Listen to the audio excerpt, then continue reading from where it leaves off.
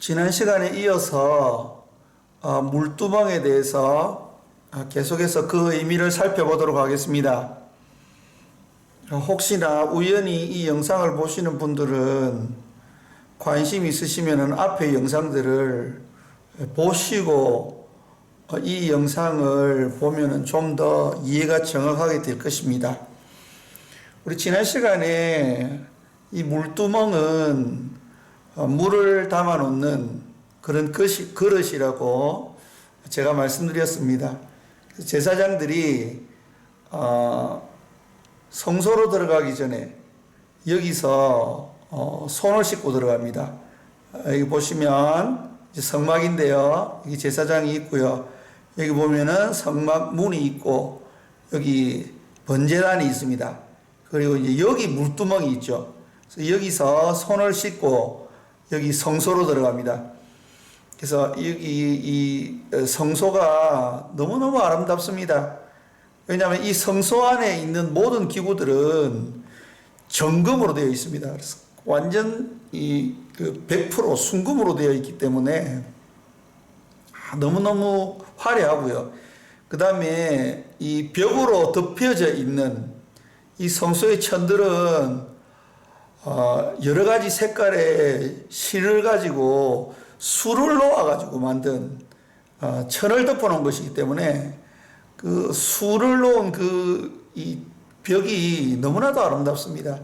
그래서 여기 성소에 들어가서 이 아름다움을 보려고 하면은 반드시 이 문을 통과해서 번제단을 통과하고 그리고 이 물두멍에서 손을 씻어서 자신을 정결케 한 후에 이제 성소로 들어갈 수 있는 거죠. 그래서 이 물두멍에서 손을 씻고 들어간다는 것은 이 정결례를 이야기합니다. 정결의식을 이야기하는데요. 지난 시간에 저희들이 잠시 생각해 보았던 것처럼 이게 이제 회개를 의미합니다. 그럼 이 회개가 무엇인가에 대해서 오늘 조금 생각해 보도록 하겠습니다. 우리 회개하고 예수 믿어야 된다. 그리고 예수님도 오셔서 회개하라 천국이 가까웠느니라 라고 회개에 대해서 성경에서 많이 이야기하고 있습니다. 그런데 많은 이 기독교인들이 이 회개에 대해서 제대로 이해하지를 못하는 것 같습니다. 이 회개에는 두 가지 종류의 회개가 있습니다. 이 종교적 회개와 성경에서 이야기하는 성경적 회개가 있습니다. 그럼 이 종교적 회개는 어떤 회개인가?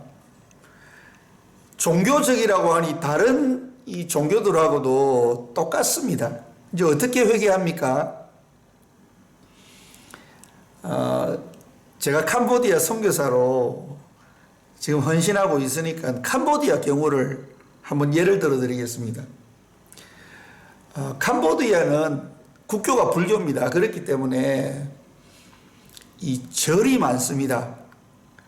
절이 많은데 절을 지을 때에 돈 많은 사람들이 돈을 내어서 이 절을 짓습니다. 그러면은 그 사람이 어떤 죄를 지었든지 간에 절을 짓는데 돈을 많이 내서 절을 지으면 그동안 지었던 죄가 다 사해지는 거죠. 그리고 이 절을 짓고 난 다음에 그 안에서 필요한 기구들이 있지 않습니까? 그런 것을 사놓으면은 또 죄가 사라집니다. 이것이 종교적 회개입니다. 내가 잘못된 것은 알고 있습니다. 내가 잘못했구나.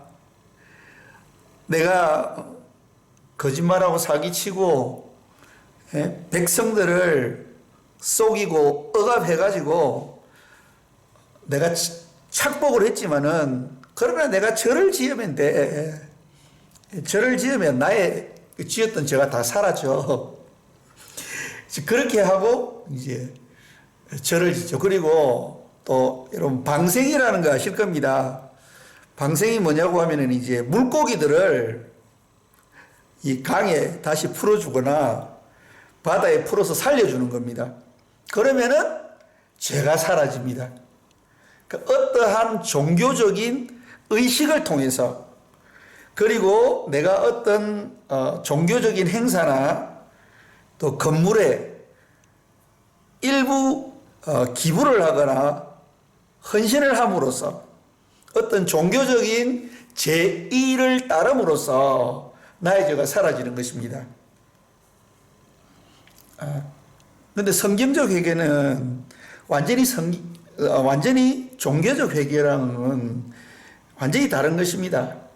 그래서 오늘은 이 성경적 회개가 무엇인가에 대해서 저희들이 이 다윗의 그 회개를 통해서 이것이 회개가 어떤 것인지에 대해서 한번 살펴보도록 하겠습니다.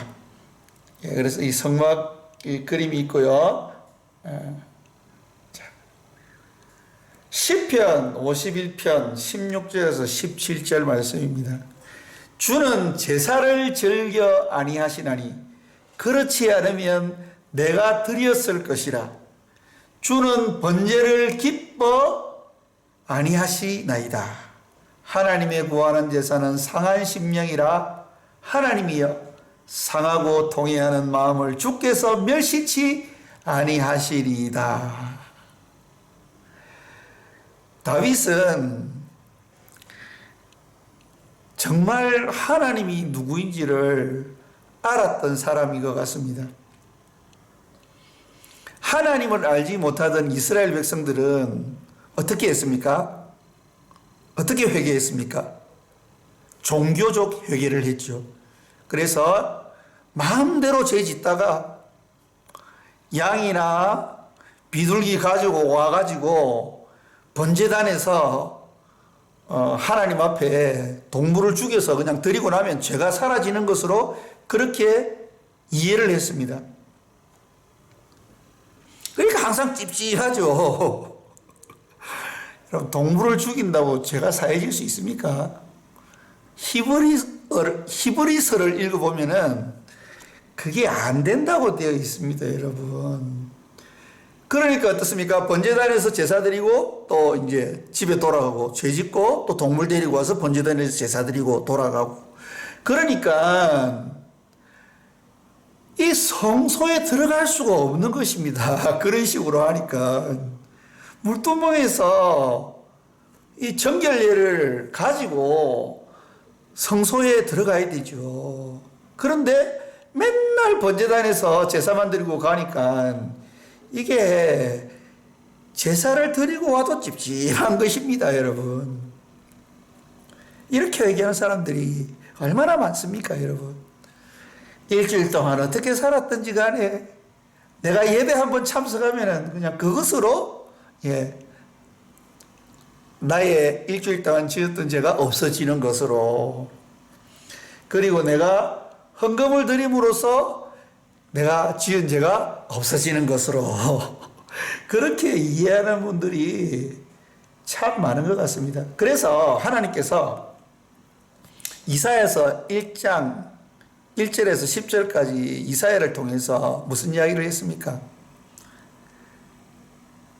내가 너희들이 가지고 오는 그 재물들 수양의 기름과 너희들 재물의 기름에 질려버렸다, 내가. 왜냐하면 그 기름기 있는 많은 부분을 하나님한테 드리거든요. 내장을 하나님께 태워드리지 않습니까? 기름기 얼마나 많습니까, 여러분? 워낙 죄를 많이 짓고 이 제사 드리는 걸 좋아해가지고 제사를 자주 드리니까, 왜 제사 드리면 죄가 없어지니까 그냥 지 마음대로 죄 짓고 살다가 어떻습니까? 제사 드리는 걸로 그냥 끝나는 겁니다. 이게 바로 종교적 회개. 그래서 하나님께서 이사야 선지자를 통해서 뭐라고 이야기했습니까? 더 이상 재물을 가지고 오지 마라. 재물 드리는 게 중요한 게 아니다, 회개는. 너희들이 가져오는 재물 때문에 내가 질려버렸다, 그렇게 하나님께서 이야기하면서 말라기 성경과 같이 연결해서 보면은 너희들 중에 누군가가 성전문을 확 닫아버렸으면 좋겠다. 성막문을 그냥 폐쇄를 해가지고 더 이상 제사를 드리지 못하게 했으면 좋겠다. 그렇게 하나님께서 말씀하시죠. 주님은 제사를 즐겨하시는 분이 아닙니다, 여러분. 하나님이 구하는 제사는 상할 심령이라. 이 상할 심령이 무엇인지에 대해서 한번 살펴보겠습니다. 그래서 진정한 회개는 이 상한 심령이 되는 것입니다.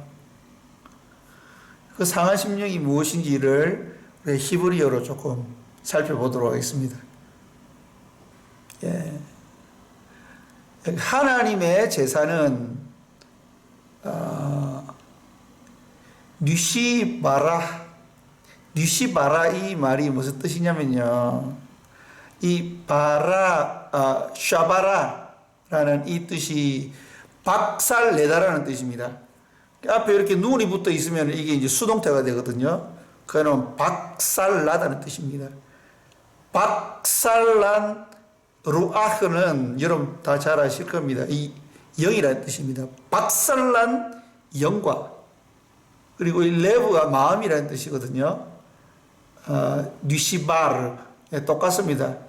이거는 뉴시바르 이거 이제 샤바르가 박살낸다는 뜻이고 여기 눈이 붙어 있으니까 이제 수동태입니다. 그래서 깨어졌다는 뜻이죠.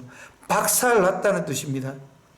그래서 나의 마음이 박살나야 되고 나의 영이 완전히 이 성령으로 박살나야 됩니다. 그런 찬양이 있죠. 깨져야 하리 깨져야 하리 무너져야 하리 무너져야 하리 박살나야 하리 박살나야 하리 깨끗해야 하리 완전히 깨끗해야 하리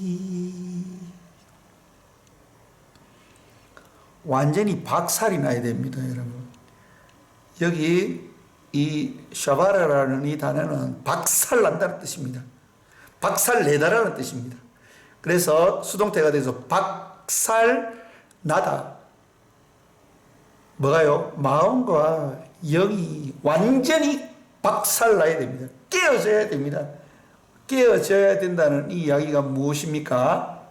예, 다윗의 이 시편, 죄의 고백, 다윗의 회개에서 우리가 좀 더 보면 알 수 있는데요. 시편 51편 4절 말씀입니다. 내가 주께만 범죄하여 주의 목전에 악을 행하였사오니 주께서 말씀하실 때에 의로우시다 하고 판단하실 때에 순전하시다 하리이다. 진정한 회개는 무엇을 아는 것입니까? 예. 여기 시편 51편 4절에 보면 참 이해가 안 가는 고백입니다, 여러분. 내가 주께만 범죄하여, 이거 굉장히 번역 잘 된 것입니다, 여러분. 지금 이거 밧세바를 범하고 그리고 밧세바의 남편 우리아를 전쟁터 맨 앞에 계획적으로 내보내가지고 간접 살인을 한 거지 않습니까? 그러면은 다윗이 하나님 앞에 범죄를 한 것입니까? 아니면은 그 밧세바와 우리아에게 죄를 범한 것입니까? 예, 우리 생각에는 하나님 앞에도 죄를 범한 것이고 밧세바와 그의 남편 우리아에게도 죄를 범한 것이다. 그렇게 이해하는 것이 맞지 않습니까? 그런데 다윗은 내가 주께만 범죄하여 그러면은 밧세바와 우리아에게는 범죄를 안 했다는 겁니까? 죽게만 범죄한 거니까요. 이것이 굉장히 중요합니다, 여러분. 이 개념을 이해를 해야 됩니다. 그래서 제가 이 죄의 현상, 죄의 결과에 대해서 제대로 된 개념을 가지고 있어야 된다고 말씀드린 것입니다.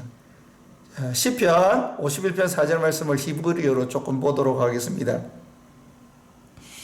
여기 레바데카라는 뜻은 뭐냐면요, 이 바드라는 뜻이 홀로 있다라는 뜻입니다.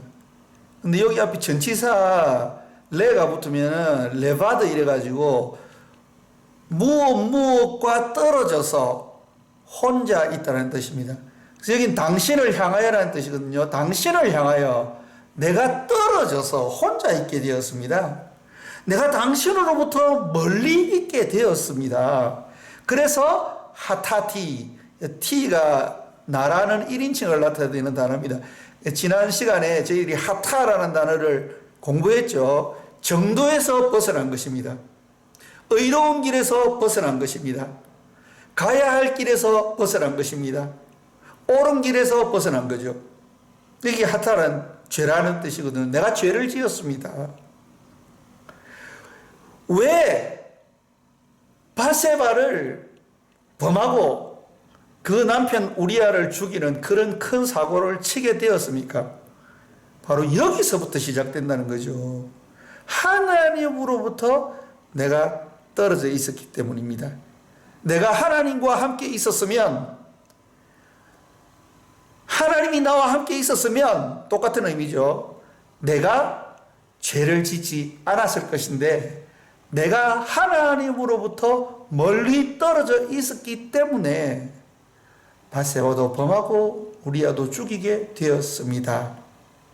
라는 의미죠. 여기서 이제 죄와 죄의 현상, 죄의 결과에 대해서 다시 한번 적용을 해보도록 하겠습니다.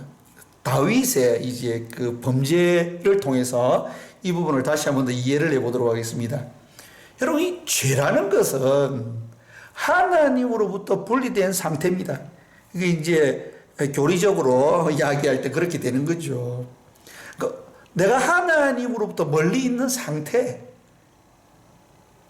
내가 하나님으로부터 멀리 있어서 하나님은 나의 왕이 아니시고 내가 혼자서 내가 왕이 되어가지고 내 맘대로 하는 그 상태, 바로 그 상태가 죄라는 거죠. 그래서 원죄를 이야기하는 것입니다. 그럼 이 범죄가 바로 죄의 현상이죠. 하나님으로부터 멀어져서 내가 왕이 되었기 때문에 내가 죄를 짓는 것입니다. 그러니까 하나님이 아니고 내가 스스로 왕이 되었기 때문에 죄를 짓는 거죠.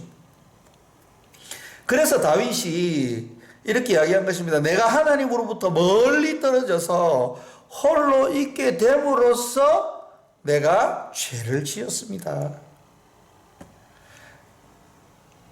하나님과 동행하며 성령 충만할 때에는 다윗이 어땠습니까, 여러분? 다윗을 잘 아시지 않습니까? 죄를 짓지 않았습니다. 왜? 하나님과 딱 붙어 있었기 때문에. 하나님께서 죄를 못 짓도록 하신 거죠. 그런데 하나님으로부터 멀리 떨어져서 하나님을 왕으로 모시지 않고 다윗 스스로가 왕자리에 올라가는 순간 어떻게 됩니까? 간음도 하고 살인도 하는 결과가 도출이 된다는 것입니다. 그러면서 그 죄의 결과가 무엇입니까? 죽음이죠. 가장 큰 고통입니다. 그래서 다윗이 밧세바와 함께 동침해서 낳은 첫 번째 아이가 죽지 않습니까, 여러분? 죽습니다. 그 얼마나 그 고통스러웠겠습니까? 밧세바도 고통스러웠고 다윗도 많이 고통스러워하는 모습을 볼 수 있습니다. 금식하면서 기도하지 않습니까, 여러분? 그래서 이 부분에 대해서 이제 잘 이해를 해야 된다는 거죠. 그래서 마음이 깨어지고 박살난다는 뜻은 무엇입니까? 바로 이 죄가 무엇인지를 이해를 한다는 것입니다. 그래서 시편 51편 5절 말씀에 다윗이 고백했습니다. 내가 죄악 중에 출생하였으며 모친이 죄 중에 나를 잉태하였나이다. 예, 여기 보면은 hen이라는 단어가 있는데 hen은 보라 이런 뜻입니다. 자, 이제 중요한 말 하니까 좀 봐라 이런 뜻이죠. 아본이라는 뜻이, 배는 전치사라는 뜻이고 인이라는 뜻이고 아본은 악이라는 뜻입니다. 죄악이라는 뜻입니다. 죄악 가운데에서 내가 애워싸임을 당하였습니다 라는 뜻입니다. T가 나라는 뜻이죠. 이 홀랄은 본래 이 원형이 헷, 바브, 라멧입니다. 홀이라고 읽죠. 이 홀이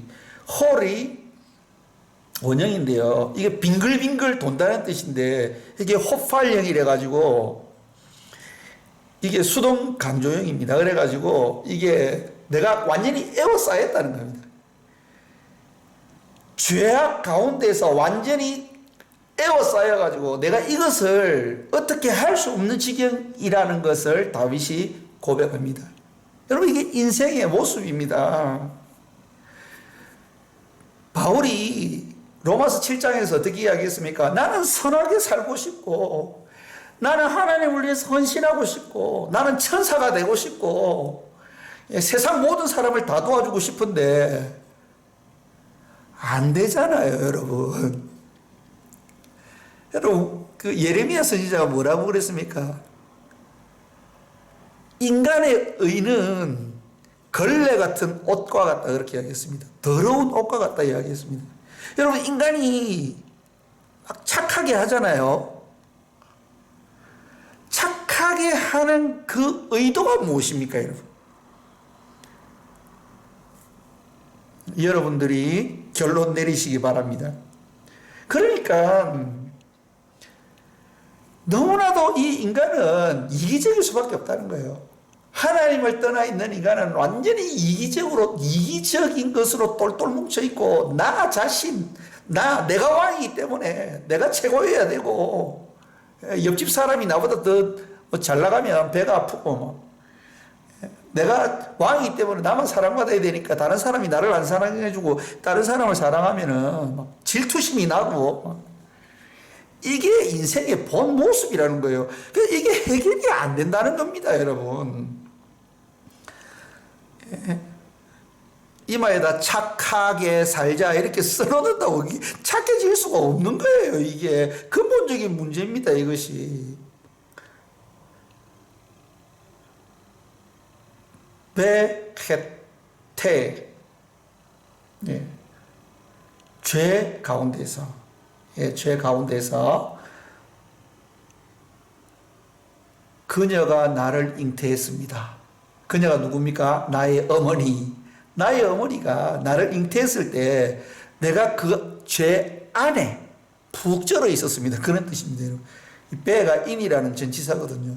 그 죄 안에서 내가 어머니 뱃속 그 자궁에 들어있었던 것처럼 바로 그 자궁이 죄와 같은 것이 되어가지고 그 어머니 자궁을 지금 죄에 비유하면서 내가 그 안에서 완전히 어머니 자궁의 보호를 받고 있었던 것처럼 내가 죄에 똘똘 쌓여가지고 내가 어떻게 할 수 없는 그런 지경입니다.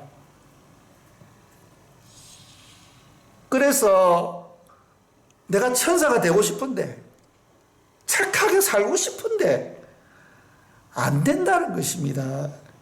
그러면은 그것이 될 수 있도록 하는 방법이 무엇입니까? 로마서 8장 4절에 나와 있습니다. 바울이 로마서 7장에서 고민이 많지 않습니까? 자기가 다메섹에서 예수 그리스도를 만나서 거듭났는데도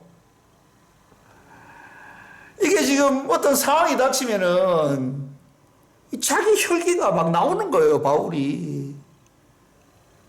그렇지 않습니까, 여러분? 그러니까 자기가 막 마음이 막 미치겠는 거예요, 이게. 자기는 정말로 진짜 천사가 되어 살고 싶은데, 예? 하나님의 영광을 나타내고 싶은데 이게 안 되는 거예요. 그랬는데 큰 비밀을 깨닫게 됩니다. 그게 이제 로마서 8장에 나오는 내용이죠. 율법이 육신을 따르지 않고 그 영을 따라 행하는 우리에게 율법의 요구가 이루어지게 하려 함이라. 내가 이루는 것이 아니고 무엇입니까? 율법의 요구가 무엇입니까? 내 부모를 공경하라, 거짓말하지 마라, 살인하지 마라, 간음하지 마라. 그런 말씀드리지 않습니까? 미워하지 마라, 시기하지 마라, 질투하지 마라, 화내지 마라. 안 되잖아요, 여러분. 화가 나잖아요. 죄송합니다, 웃어서. 그런데 이걸 안 할 수 있는 방법이 있다는 거예요. 죄를 안 지을 수 있는 방법. 그 방법이 무엇입니까?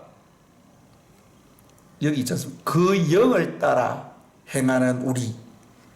성령의 인도를 받으면 된다는 것입니다. 성령이 함께 하시는 거죠. 그거는 성막에서 하나님이 임재해 계셔가지고 이스라엘 백성들 진 가운데 그 하나님께서 함께 하셨던 것과 마찬가지입니다. 그래서 성막에서 우리에게 가르쳐 주는 것은 인생은 이 죄의 문제를 해결할 수가 없다는 겁니다. 만약에 우리가 이 죄의 문제를 해결할 수 있고 완벽하게 선하게 살 수 있다면은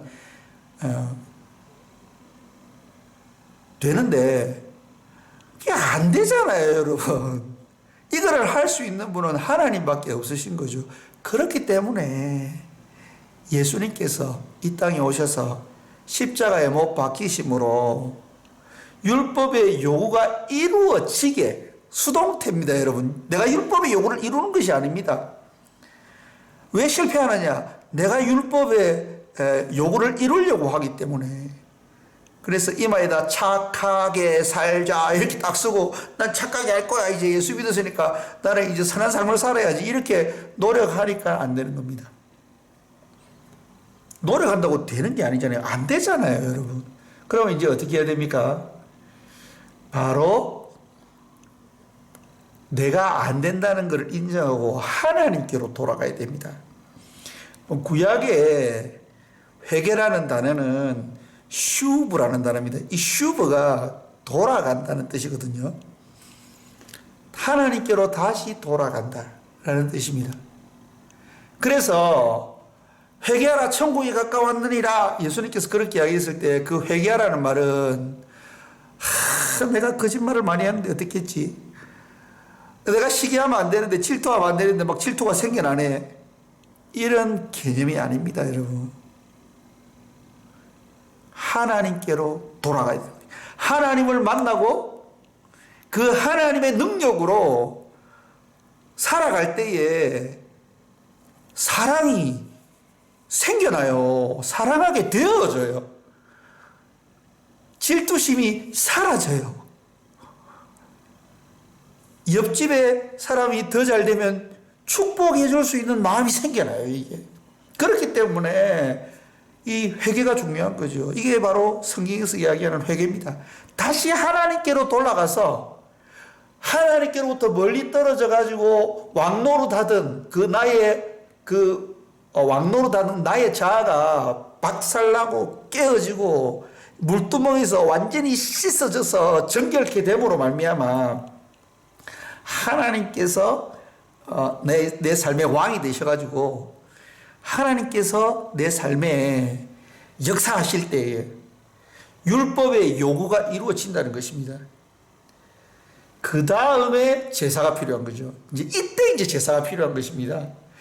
시편 51절 19절 말씀, 하나님께서 나의 이 연약함을 아시고 죄 가운데서 잉태해서 죄로 똘똘똘똘 뭉쳐있는 나에게 은혜를 베푸실 때에 내가 죄에서부터 해방이 되고 사단의 권세에서부터 해방이 되고 나의 범죄의 정죄로부터 해방이 되고, 그렇게 할 때 어떻습니까? 제사를 드리러 가는 거예요. 그때 제사를 드리러 가는 것은 죄를 씻기 위해서 제사를 드리는 것이 아니고요, 감사하기 때문에 제사를 드리러 가는 것입니다. 시편 51편 19절 말씀입니다. 그때가 언제입니까? 내가 하나님께로 다시 돌아가서 하나님을 나의 왕으로 다시 모셔드릴 그때에 하나님께서 나에게 은혜를 베풀어 주시죠. 탕자를 보십시오, 여러분. 탕자 그렇게 아버지 재산 빼들어가지고 방황하고 그 방탕하게 살다가 거지 꼴이 돼가지고 다시 아버지께로 돌아가도 아버지가 아무 말 안 하고 받아주지 않습니까? 예, 아들의 표시인 반지를 끼워주고, 예, 비단옷을 입혀주고, 이게 하나님의 은혜입니다, 여러분. 이 하나님의 은혜를 깨달을 때에, 그때에 감사가 안 나오면 그거는 사람 아닙니다, 여러분. 맞지 않습니까? 그럼 탕자가 그 아버지가 그 자기를 위해서 살찐 송아지를 잡아가지고 잔치까지 벌여줬을 때, 정말 그 아버지의 그 사랑과 그 은혜를 그 모르면 그 인간 아닙니다, 여러분. 그거. 그러니까 어떻습니까? 이게 얼마나 큰 죄입니까, 여러분? 밧세바 범했죠. 가늠 남편 죽였습니다. 우리아 죽였습니다. 살인죄와 간음죄를 동시에 범한 것입니다, 여러분. 그래도 어떻습니까? 다시 하나님께로 돌아갈 때에 바로 하나님께서 그 문제를 해결해 주신다는 것입니다. 원죄의 문제, 예수 그리스도의 보혈로 해결해 주시고요. 그리고 내가 지은 자범죄의 문제도 하나님께서 내가 날마다 물두멍에서 정결케 되는 하나님의 거룩함으로 다가가는 하나님의 말씀으로 나를 씻겨주시고 그 말씀의 능력으로 내가 의로운 삶을 살아갈 수 있도록 해주신다는 거죠. 바로 그때를 이야기하는 것입니다. 그때에 주께서 의로운 제사와 번제와 온전한 번제를 기뻐하시리니 저희가 숫소로 제단에 드리리다. 제일 좋은 것으로 드리는 거죠, 여러분. 왜냐하면 제물 중에서 제일 비싼 게 숫소입니다. 그 다음에 양이 비싸고요. 그 다음에 비둘기. 비둘기도 살 수 없는 그러한 가난한 사람은 곡식에 그 제사로 하나님 앞에 드릴 수 있도록 그렇게 하나님 배려하셨죠. 하나님의 은혜를 생각하면은 가장 좋은 것으로 하나님 앞에 드릴 수밖에 없는 거죠, 여러분. 그렇잖아요? 여러분들 결혼식 가서 부조 얼마 합니까? 그냥 일반적으로 아는 사람에게 부조하는 것과 정말 여러분들에게 큰 은혜를 베푼 사람들에게 부조할 때에 금액이 다르잖아요, 여러분. 마찬가지로 하나님의 이 은혜와 내가 해결할 수 없는 이걸 해결해 주신 거예요. 얼마나 감사해요, 여러분. 그러니까 나의 최선의 것을, 나의 최고의 것을 드릴 수밖에 없는 거죠, 여러분. 내가 하나님의 은혜와 그 하나님의 사랑을 깨닫게 될 때에 그럼으로써 내가 나의 왕됨을 포기하고 하나님께로 돌아가서 하나님을 나의 왕으로 다시 모시고 그 권위 아래서 살아갈 때에 우리가 하나님의 비밀을 알게 된다는 것입니다. 하나님의 영광을 보게 된다는 거죠. 물두멍을 지난 다음에 성소로 들어가게 됩니다, 여러분.